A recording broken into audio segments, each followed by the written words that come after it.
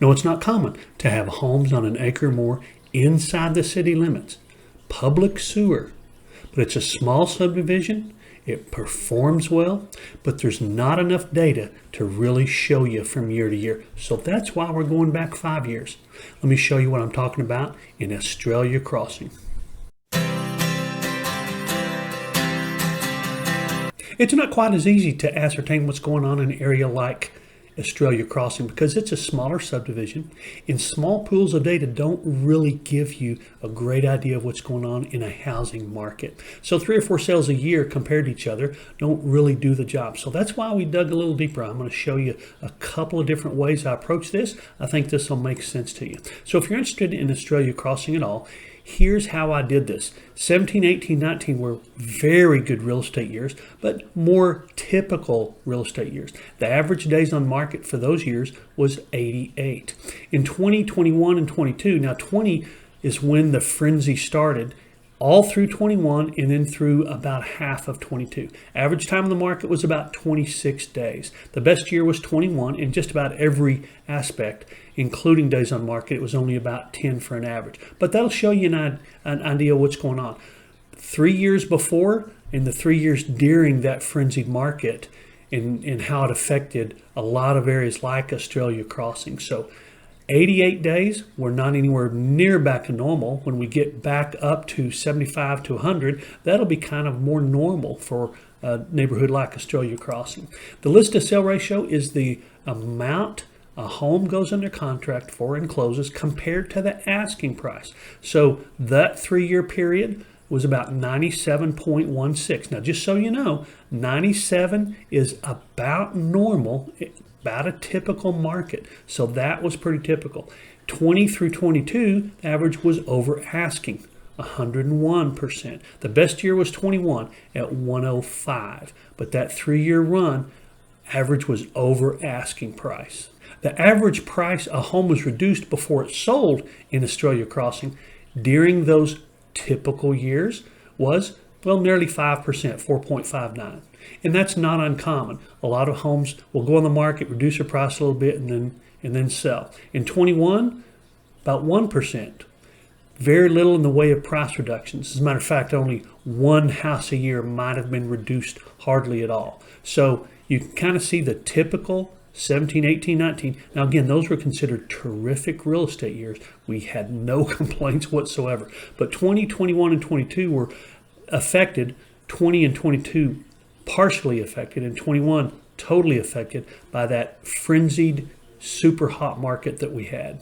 So through 19, we never saw a sell over $1 million in Estrella Crossing, and homes were starting to be built in 09. Most of them were built in probably 12 through 14, but we didn't see any homes sell over $1 million. 20, 21, and 22, we saw 3 homes sell over $1 million. 2 of those were actually in 22. So we saw the $1 million mark broken, and we'll probably see that again and again in Estrella Crossing. Now, I don't use price per square foot, just so you know, but we see it so often, and a lot of buyers and agents use it. So I'm going to show you something here real quick. 17, 18, and 19, again, very good real estate years. We didn't see any sales in Estrella Crossing over $300 a foot. 20, 21, and 22, we saw 2 over $300 a foot. And in 22, the average was over $300 a foot. Again, I don't think price per square foot is the way to value a home. It's an adjustment, one of the several adjustments that we make in a valuation process. But because it's used as a stat by so many people, I went ahead and threw it in here.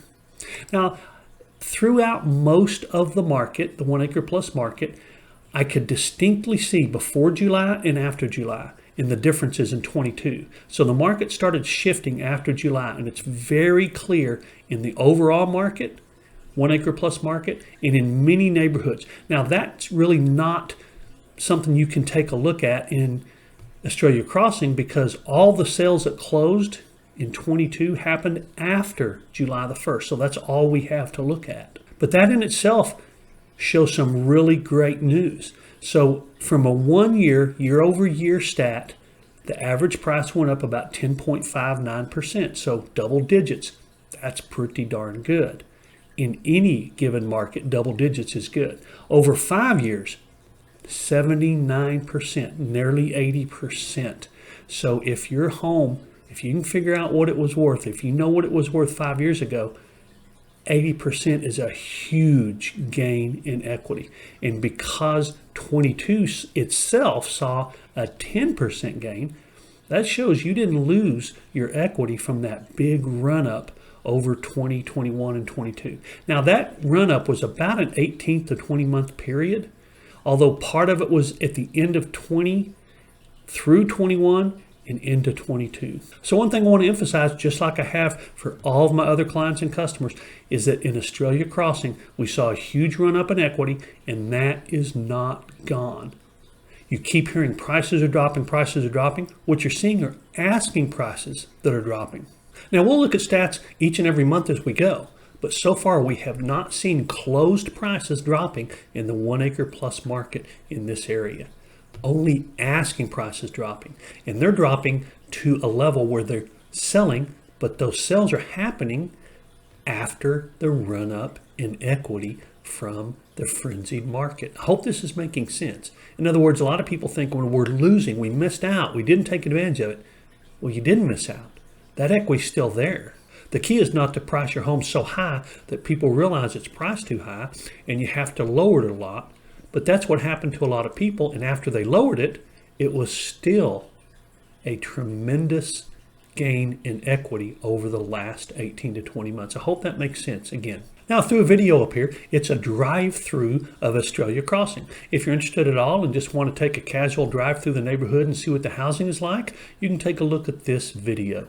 We call it 1 acre plus drive-throughs. So take a look at that, and of course subscribe to the channel if you want to know what's going on in the 1 acre plus market in Austsin, Texas. Thanks so much for your time. Hope to see you in the next video.